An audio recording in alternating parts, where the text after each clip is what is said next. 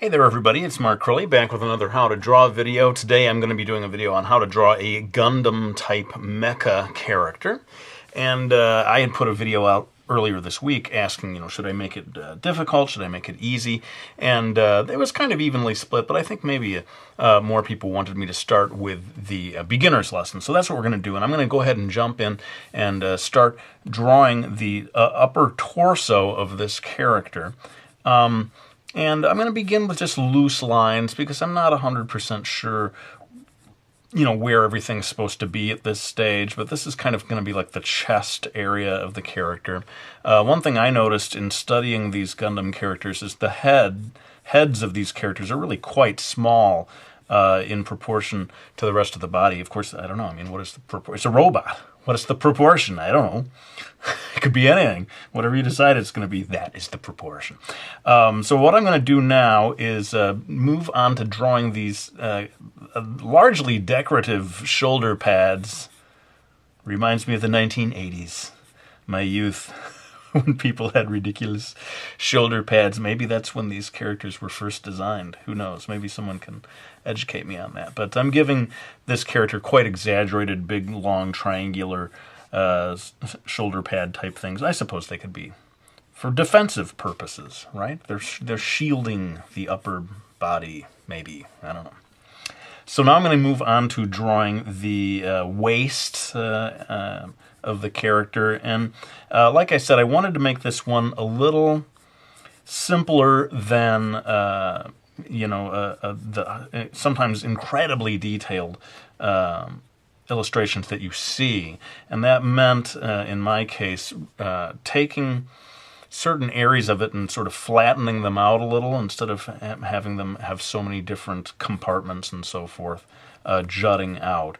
So I came up with a fairly simple way of rendering this area at the waist. But if you look at the actual toys and so forth, you will find that they have considerably more variation in this area. But to keep this a little more simple for the beginner, I've just tried to kind of flatten that area out. Now we're coming down to doing the legs, and this is an important part because the stance, I think, of the character is very important. And I've got the upper area, the thighs, and I was kind of surprised as I studied these characters that the thigh area is not so large as you might expect. It almost seems to sort of widen out and get bigger as it reaches down towards the feet. So this is, I suppose, the knee, technically speaking. And I'm coming down here. And down here, I'm not going to do this too heavily, but I sort of am imagining this in 3 dimensions. Sometimes a lot of beginning art books will show you, simplify things by drawing them in terms of, columns and cubes, right? 3-dimensional things. And when I was a kid, I was always a little frustrated by those. Let me know what you think about that.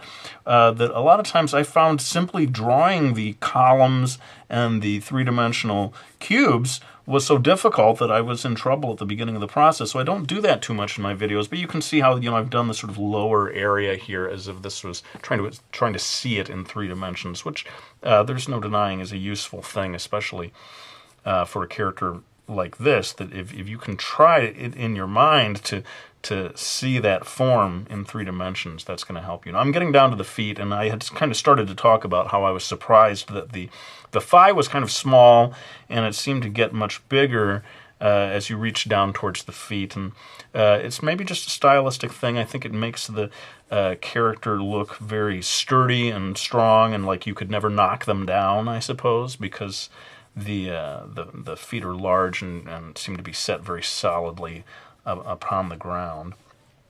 But again, the stance is very important here. Notice how this one is coming down, this whole leg is coming down fairly straight, and then this one's coming out at more of an angle. Of course, the whole character is tilted away from us a little bit, like a 3/4 view, which you see in my videos again and again. I think, the 3/4 view is artistically, aesthetically very pleasing in a way that the flat, sort of police lineup kind of dead-on view. I'm not saying that is never used or you should always avoid it. There's certainly good times to use that. But for some reason I like in my lessons to to teach you the three-dimensional view. If you want me to do more flat-on, as I say, police lineup type videos, just let me know. So here's the arm area. As I studied these characters, I found that the arms were not super long. They tend to stop around mid thigh. And I'm coming over here to do this other arm. And because of the way that the body is tilted away, this arm may even be partially concealed, or at least touching up near to the part of the body where there might be a gap right here. I mean, that kind of stuff is very important, the sort of negative space that you have here versus the smaller or almost absent negative space that you have on this side. And there you go. We've got sort of the basics of the character's body. And, I hope that this alone does not prove too tricky for the beginner. There's in a way, it's almost impossible to do a super easy video about a Gundam character because there's just a certain amount of complexity to the design of the Mecha character. I think if you were to simplify it too much, you would not be doing justice to the character. Now I'm adding a shield here. And again, I'm sort of just getting a simple basic form in here. All of this stuff, once I get the basics in place, I will be adding more detail later, sort of building the detail on top. And that's sort of the classic way of doing it. Although I know a lot of kids, myself included, when I was younger, I would often like to just start right in with the details and not mess around with all this guideline stuff. There's something kind of boring about starting with guidelines. And I don't blame you. I mean, if you found a technique that allows you to get good results without doing any guidelines at all, go for it. I've always been very much averse to this idea of saying, there is one way. Now I'm going to do the art teacher. There is one proper way to draw. And if you don't all learn to draw exactly the way I draw, then you're not drawing properly.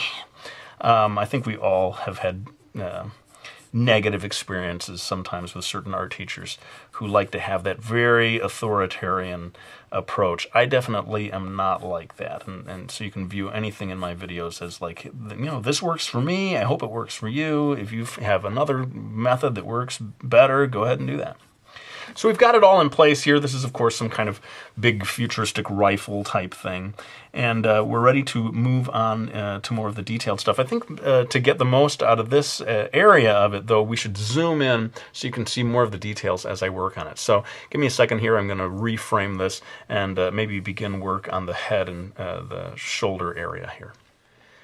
All right, so I see we're kind of at the 8-minute mark here, and that means to me that I need to sort of move things along. I don't want this video to go on super long. So I'm going to do some of what I would call the core important details, and then I am going to have to do some of the time-lapse at the end just to do the final details, but hopefully you'll agree that we're covering the main most important things. Now, I would in fact encourage you to be creative when it comes to doing the details of a robot like this. Make it your own, right? I mean, you don't want to be following line by line everything that I do, but you probably do want just a little more of an idea of how to make these things look three-dimensional. This, for example, in the position that he's posed in, you might want to indicate the edge of this shoulder pad type thing so as to make it seem a little more solid. Again, I feel like I'm kind of oversimplifying. If you look at the actual toys, they have many more details and tend to have rather more complicated shapes than what you see here. The real challenge is to do this sort of mirror imaging in your mind, right? Anything that you put over here, you kind of want it to flip over and match on the other side. And if I know my viewers, I think many of them find it hard to. They're always saying things like, "Well, I can draw the first thing, but when I try to draw the second thing, it doesn't match," And there's no simple secret way to do that apart from pulling out a ruler and measuring. I don't think there's and just practice. That's really the key. You know, it was funny when I did my last video, I made a joke and I said, you know, tell me what kind of funny accents, what kind of funny voices you want me to do, eh? And then everybody was like, I don't know if they were taking me seriously, but there were so many requests for accents like that. They were saying, do an Irish accent. But it's like, I've got Irish viewers out there. If I do a really fake Irish accent, they're going to hate me. They're going to unsubscribe. They're going to be like, look, Crilly, we don't talk like Father O'Malley. It's not like that. I really have. They're like, oh, that was terrible. Don't ever do that again. What was the other one? They wanted me to do Schwarzenegger. Do the old Arnold Schwarzenegger. Yeah, let me tell you, the black Prismacolor. It's the best for indicating. Anyway. Oh, boy. You see, you shouldn't have encouraged me, people.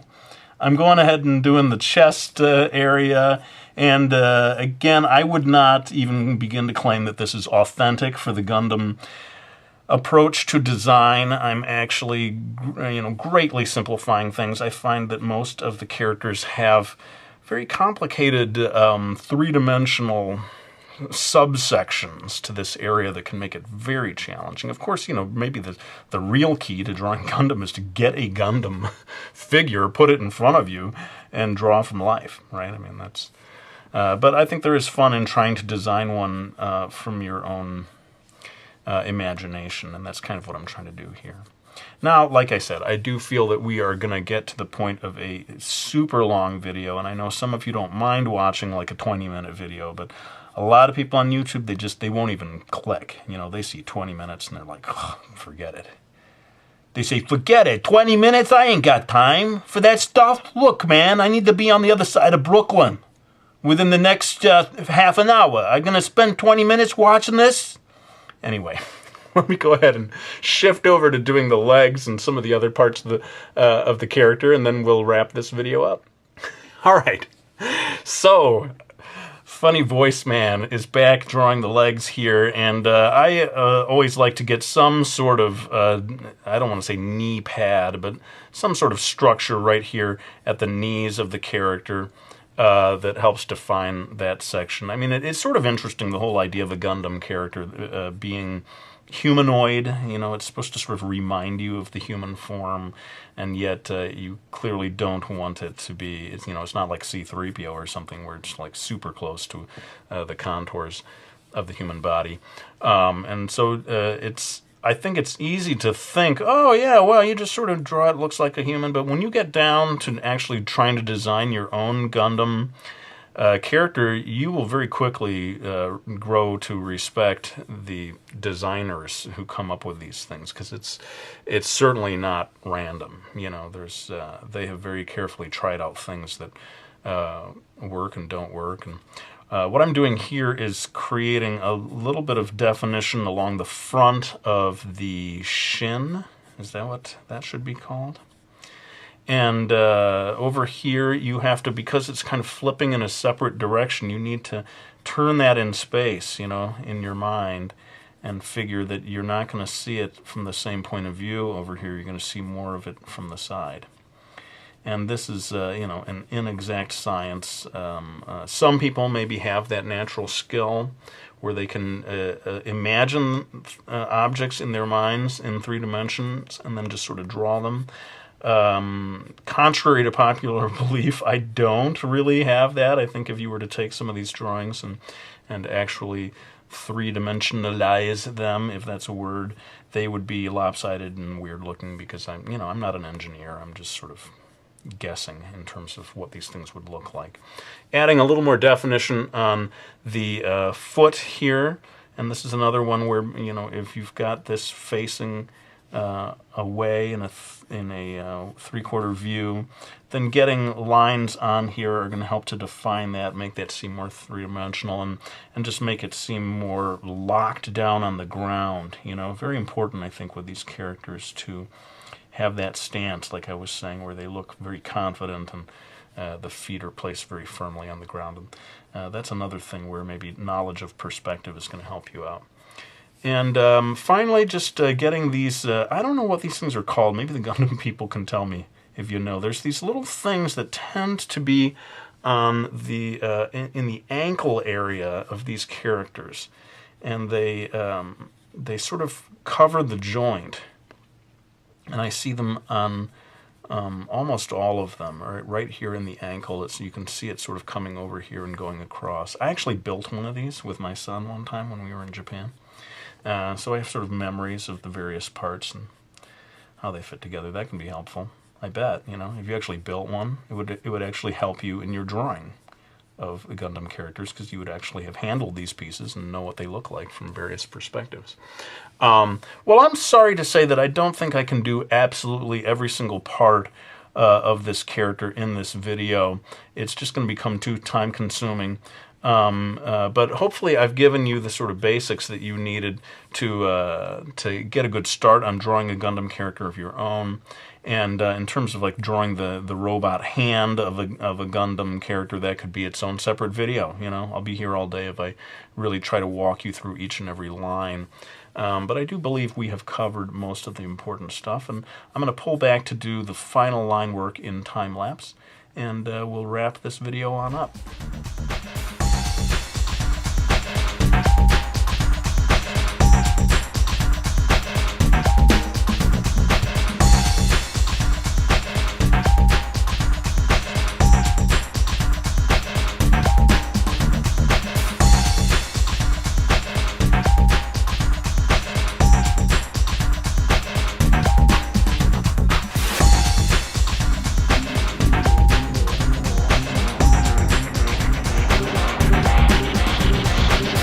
Alright, well there you have it, my video on how to draw a Gundam character. I hope you found it useful, and you can see that I added up here YT, YouTube, 171, my 171st video. Huh? Yeah, see what I did there? Huh?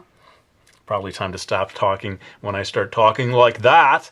But I do want to thank everyone who has supported me by getting my books, Miki Falls, Brody's Ghost, these graphic novel series, and now a How to Draw manga book coming out March 8th, Mastering Manga. But enough of that. Thank you so much for watching this video, for supporting me, for subscribing, for spreading the word.